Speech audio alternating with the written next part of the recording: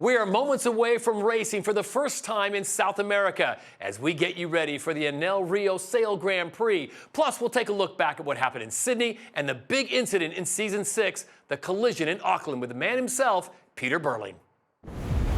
We were born to dare, They're off and running. to race without engines, to fly across the water at over 100 kilometers per hour, to turn coastlines into celebrations. Dare to fail, to rise, to win. We dare to do what's never been done. And we did.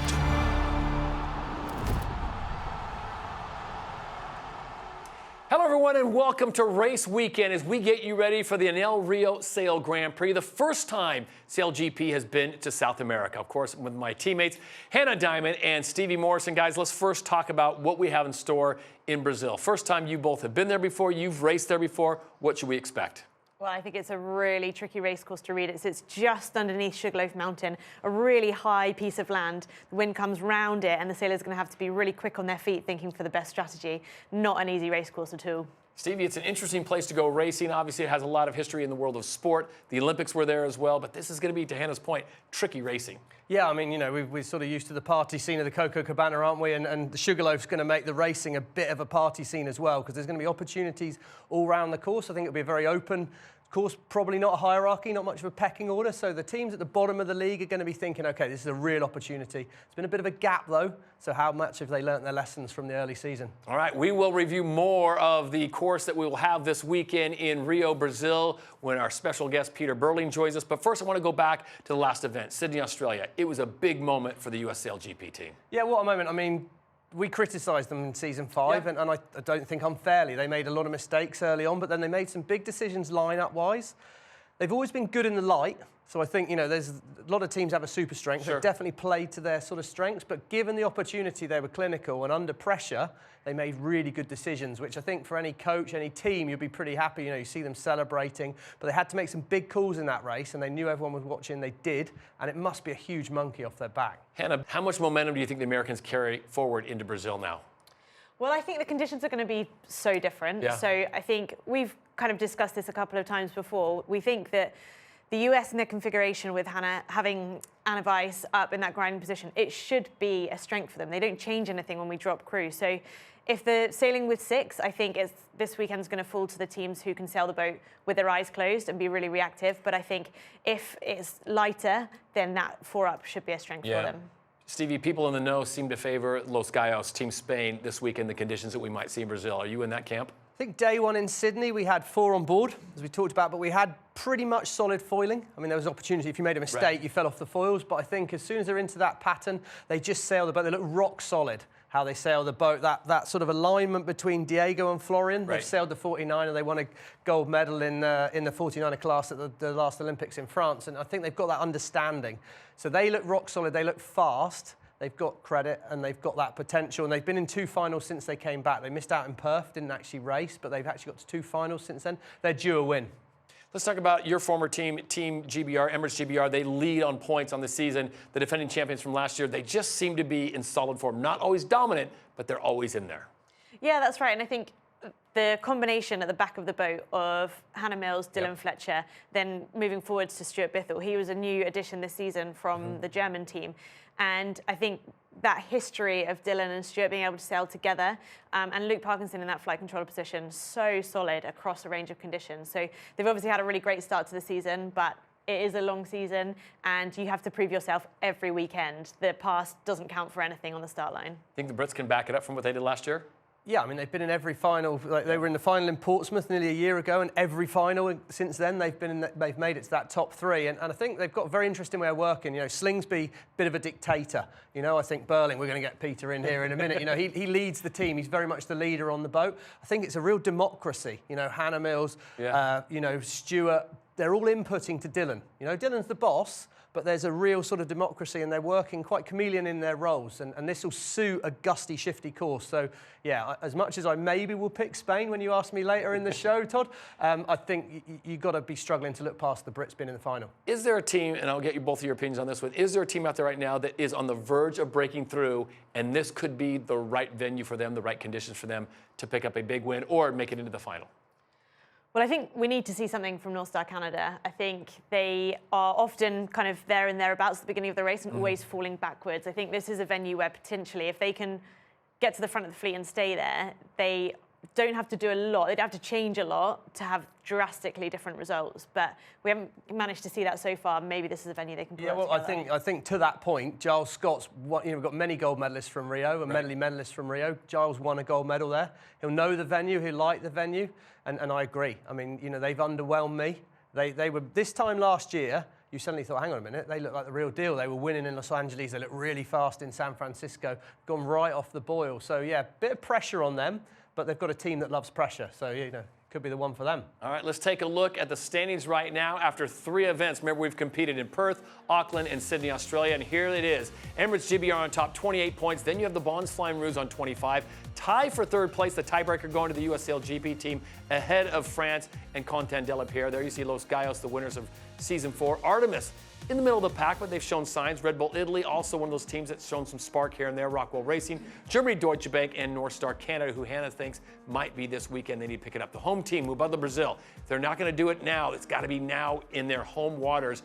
And then the Black Foils, of course, waiting for their boat to come back. Peter Burling will be with us this weekend, and we hope to see them back on the water sooner rather than later. And the Swiss really have things to work on. But the good news is France, DS Team France, will be back on the water this weekend in Rio. And as they approach mark number 1 here in race number 3, coming awfully close, and the Black Foils collide. Once we've got everyone safe, the next move is switching to how do we get these boats back to the dock. First mission that day was to get the French boat back. It was the most intact of the 2 platforms. We know that the first push is going to be how quickly can we get more boats back on the start line. Team France had multiple areas that needed replacement. The entire port hull had to be replaced, and we were lucky enough to salvage the port hull off the Black Foils boat. One of the major issues was the port hull of New Zealand. The beam socket had overextended. So I came up with a fix, which was gluing in a piece of C plate, a carbon plate, and over-laminated onto the hull. And this was done by encapsulating the end with a piece of carbon and then laminating that onto the hull. There's still a big list of jobs that the guys are going to have to get done in quite a short build window in Rio. The great thing about SailGP, the way it's set up, is how we all come together whenever we have a crisis like this. So, and always try and make it happen. The past is the past. I think SailGP managed pretty well by rebuilding our F50. Just keep in mind that Lee and Manon are not there, and still a bit of recovery for both of them. I knew that I had, torn something in my shoulder. The rehab kind of 6 months down the line ultimately. I want to see everyone kind of bounce back from this situation and get back on the water. Yeah, so Manon's obviously not here in the event with us. She should be watching from home, which is always a tough one. I mean, she would love to be here with us, but the main thing is that she is slowly improving. She's working hard with the physios and the doctors back in France and trying to be back in good shape as soon as possible. Thankfully, we have some good replacement for Lee and Manon with Glenn Ashby and Liv McKay, 2 superstars, and they will do an amazing job. And we just fully focus on the performance this weekend with both of them.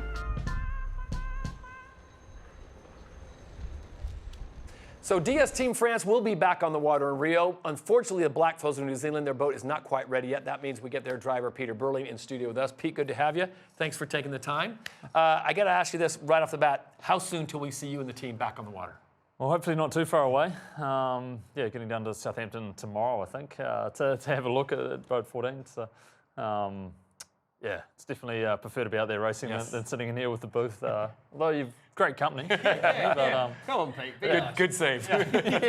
But to that point, Pete, you got a gold medal in 2016 in Rio. So if anyone can actually say what's the skill set you need to do well, on this race course. How do you see it? What would be your priorities on that race course? Yeah, well, I mean, looking at today, it looked like super dynamic, shifty, tricky day. So you're obviously going to have to get off the start line well. Traditional thing in light air, you've got to get off the start line well, but you've really got to connect the dots after that and make some good kind of punchy decisions. So looks like they've got the bigger wing on tomorrow, so that'll make life a little bit easier to keep foiling a little bit more, and hopefully we see a click more breeze as well. And you sailed the 49er back in Rio, but even though it's one of the faster Olympic classes, how much does any of the information that you collected from the time training and racing there really relate to some of this F50 racing? To be honest, the SailGP racecourse is so small, so tight on the beach that a lot of the more complicated parts of the bay that we know a lot about don't really play any relevance, to be honest. There's obviously a lot of current there, a lot of going on with the current a little bit further out, but you know, it's pretty in and out in that racecourse, and I don't think it'll play too much effect tomorrow. Pete, what was your takeaway from the last event in Sydney, Australia? Were you surprised the way the Bonds Flying Roost sails, and it shocked you that the Americans won? Well, I think the Americans have been building nicely, to be honest, and they've always had that strength in the lighter air. So, you know, for me, I felt like they were always going to give themselves a good shot. You know, I think they made some good calls, like Stevie said, in the middle of last year, bringing in some changes in personnel. And yeah, the Australians obviously Goob's back on the boat. That combination's still gelling. So it's tight at the top for sure. We're going to hear from Taylor Canfield in just a few moments. Last question, take us back to Auckland. I know that's not a great moment for you, but what was that like? How scary was it? What went through your mind when that whole thing transpired? Yeah, super scary moment. You know, right from the beginning when you're never fun being a passenger on board. So, you know, we kind of became a passenger, obviously sitting on the foil limit, going sideways. You know, I think we did an awesome job actually not ending up in Italy and then hoping that everyone behind us wasn't going to end up kind of into us. And then there was actually all spray around when they went over us. So, you know, from that point, you're kind of hoping that it was far enough forward that it was away from the humans. And yeah, but I think we're super lucky with the way it all unfolded in the end. I know a lot of people want to talk about who's at blame, who's at fault, what went wrong, how did this all happen. When you look back on this, what do you assess? Is it just a boating incident? It just happened? Did someone make an error? Was it a structural failure? In your mind, what do you take away from it? Well, I'm still not quite sure what we should have done different, to be honest. I think Leo did everything right from his point of view. We ended up obviously hitting the leeward rake limiter quite a long way before we ended up crashing, and did everything we could to avoid the leeward boat. So still don't quite see eye to eye on the umpires with it, but yeah, it's great to see SailGP making some good, significant changes to the boat and trying to make that racing safer for everyone involved. Yeah, and I think from my view on that one, I think it was a racing thing. Yeah. Two teams pushing hard to get to Mark 1, and we ultimately want people driving and going as hard and fast as they can, and whether people could have done things different, and we'll learn, I'm sure. But to me, it was a racing incident. Yeah. And unfortunately, I guess that can happen in top level sport. But yeah, it's good to see you here, Pete, and it's going to be great to have you in the booth. So we got a fourth member of our team. Now we check in with the fifth member of our team. That is Olympic silver medalist Lisa Darmanin, who caught up with American Taylor Canfield a short time ago. Thanks, Todd. Well, I'm here with Taylor Canfield, driver from the USA SailGP team, winner of the last event. Taylor, has it sunk in yet, or are you just already looking at the future? It was amazing to win in Sydney, but that's the past. Looking forward now, and we're down here in Brazil, and it's exciting. First time in South America for SailGP, and a great venue so far. So, yeah, we're excited for what's to come. Yeah, it's so special, I guess. Going to new venues is obviously going to be really unique, even though a lot of sailors have sailed here before. SailGP race courses are just different, right? Yeah, this is definitely unique, and we have big Sugarloaf and a lot of headlands in the race course. It's going to really change the breeze for us. So, expecting a tricky venue, and yeah, we're okay with that. We're excited for it. And configuration-wise, in the sky, in the water, people on board, what are you expecting? Yeah, I think the forecast is kind of developing every day. We've seen it changing over the last week, but today, a little bit lighter breeze, so 24-meter wings, light airfoils in the water, and then I think they're going to evaluate each night to make sure that they're prepped for the day to come. Well, we are here in Rio, as you said, and it's absolute beautiful scenery, but it's going to be really tricky with obviously that wind sort of navigating around, and also the currents as well. I guess what's the key when you're out there racing in such variable conditions? Yeah, I think it's going to be just a very head out of the boat venue. Just kind of go with what you see. You know, we have obviously the live readings from all the wind on the marks and the directions and the velocities. But yeah, there are going to be certain scenarios around the racetrack where you just have to trust your gut and go with what, you know, we're seeing, and that's what we've been doing our whole lives with all the instrumentation on the boats. So yeah, I'm excited for that. It'll kind of be seat of the pants and just, you know, make the next good decision kind of racing. Awesome. Thank you so much, Taylor. We'll let you get ready for the weekend and really enjoy the chat. Yeah, thanks so much. Back to you guys in the studio. All right, thank you very much, Lisa. Peter Burling, if you were in Rio racing, how would you attack this course? Well, I mean, yesterday it looked super, super tricky out there. You know, I think you've got to get off the start line well. You know, light air really pays to be in good shape at Mark 1, especially with all the boats, all the wind shadows. But then you've got to connect the dots from there. I think you've really got some opportunities in this racetrack to go forward a long way, back a long way, so you've got to sail the whole race well. Course map, what do you think? Is the way how tight it is it enough room for everyone? 12 boats will be out there, so on practice day, obviously we do split fleet, but 12 now, it becomes a whole different kettle of fish. Yeah, it looks short on the upwind leg. It's probably about the length they'd normally race, to be honest, in this light air. So it's yeah, plenty of space, but going to be super tight, dynamic racing. All right, let's have a look at the schedule for the weekend. This is where Stevie likes to shine. So Stevie, take us through it. What are we expecting, and how does it look? Well, we're going to have 4 races for the boats out there tomorrow, so it should be really good action this first day here. 4 races.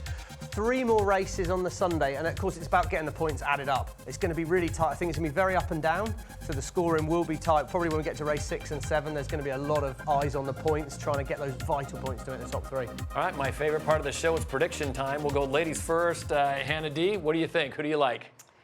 I think from the practice racing, Los Gallos, the Spanish, did look pretty strong, and we know that when the conditions are tough and the boat's hard to sail, if they can get into the swing of things, they can be really unstoppable. Stevie? Oh, I think you should let the guest go. No, we're going to give him he's going to get the last word. He's going to gather all the details from you, and then he'll get his final say. He's got way more details than we have. I mean, I think Hannah's pretty on the money. I think practice racing, we saw that USA looked rock solid. I think if it stays light, Canfield's good in that condition, really solid tactically. Tom Slingsby, I mean, he's had a lot of pressure on Instagram from his bosses, that's for sure. So he's going to be pretty fired up out there to lose his new nickname. And they were fast. Yeah. You know, we often criticise Tom of being a bit like Ricky Bobby. You know, if he's not first, he's last. It's going to be that kind of track anyway. So if he comes out hot, then, you know, don't expect Tom Slingsby not to be swinging hard. All right, Pete, what do you think? Yeah, well, I think 4 teams really looked solid in that practice racing yesterday. So, yeah, I think I might go the controversial call and go the back-to-back for the US. Wow. And I can honestly say I know that Lisa Darmanon's going for the Aussies. She thinks the Monslime Rouge is going to win every single race. She signed the list exactly, for the year. every single one. So one thing we do know is going to be some great racing as the league makes its first visit to South America at the Enel Rio Sail Grand Prix. So for Stevie Morrison, Hannah Diamond, Peter Burling, Lisa Darmanon, I'm Todd Harris. Enjoy the racing. We'll see you afterwards.